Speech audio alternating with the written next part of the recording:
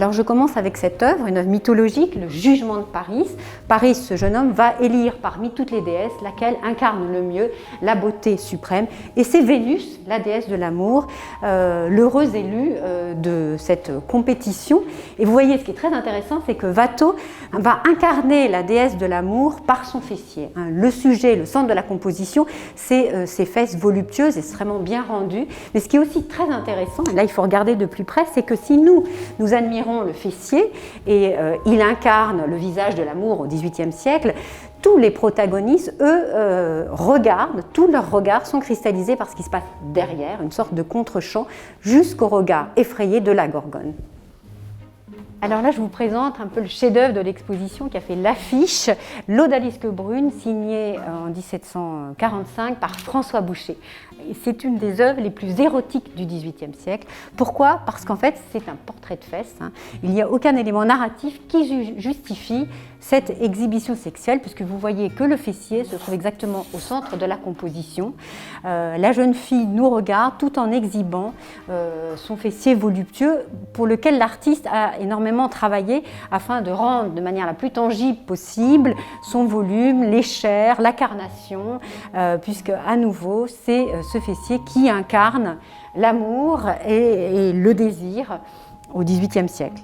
Moi, ce que je voudrais vous montrer, et c'est vraiment mon œuvre préférée de l'exposition, c'est un petit portrait de pied, puisque Boucher a fait une deuxième version de l'odalisque, une odalisque blonde, et à partir de son odalisque blonde, il en a tiré un ravissant, extraordinaire, très suggestif, petit pastel. Vous voyez, c'est une sorte d'apparition de pied, un petit pied qui laisse imaginer tout ce qu'il pourrait y avoir derrière. D'ailleurs, si vous regardez de près, en fait, le pied se trouve sur un oreiller, donc on peut imaginer ce qui s'est passé pour qu'il se retrouve à cet endroit-là.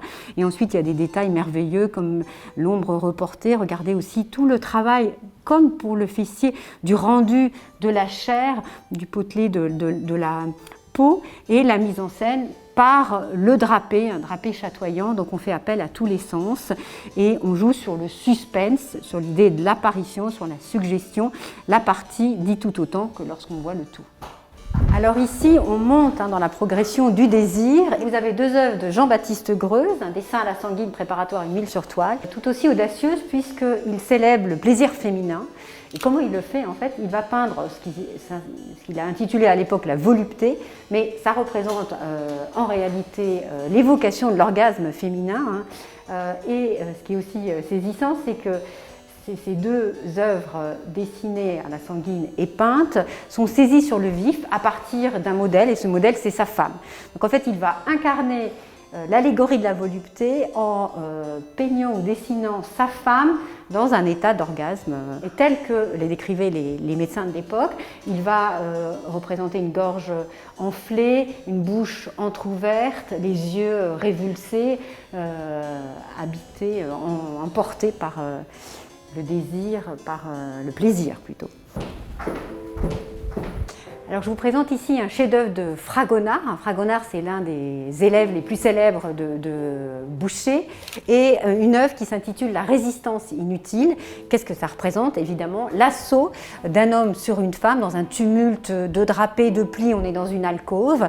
Alors la scène est peut-être un peu ambiguë quand on regarde les regards, puisqu'il s'agit du maître qui tente de profiter d'une soubrette. Et par ailleurs, vous voyez, le titre l'indique, que ça représente aussi une question cruciale du désir au XVIIIe siècle, puisqu'il était recommandé aux femmes, racontent les médecins, enfin suggèrent les médecins, comme relate Rousseau, de feindre une résistance pour pouvoir augmenter le désir de l'homme.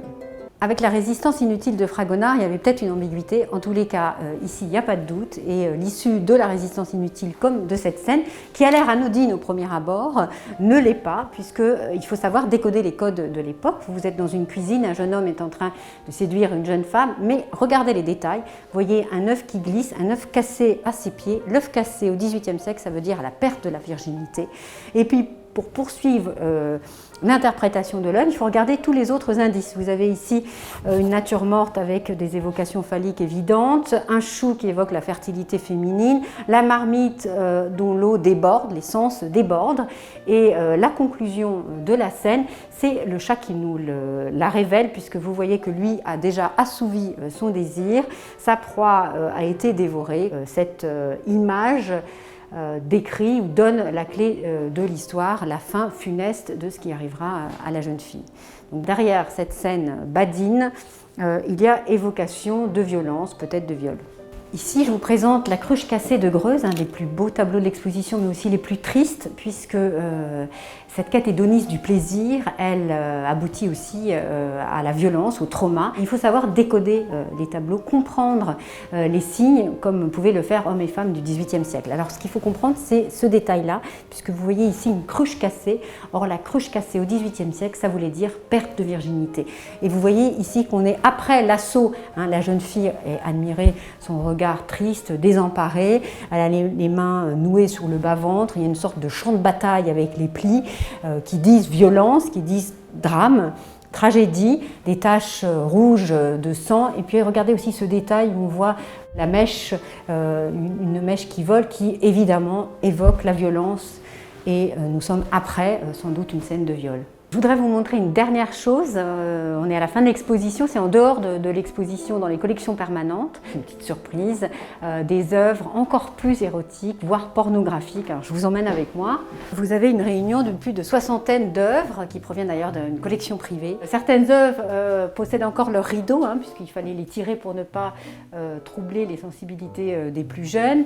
Vous avez aussi des boîtes à secrets. Le couvercle est tout à fait sage, mais il y a un double couvercle et les scènes sont beaucoup plus osées cette fois-ci, ou bien d'autres éléments cocasses avec deux petites tabatières. Au XVIIIe siècle, il y a un engouement pour le tabac. Ici, c'est deux petites tabatières en tissu pour madame et pour monsieur, avec deux pantalons, on déboutonne et on voit le détail des organes génitaux.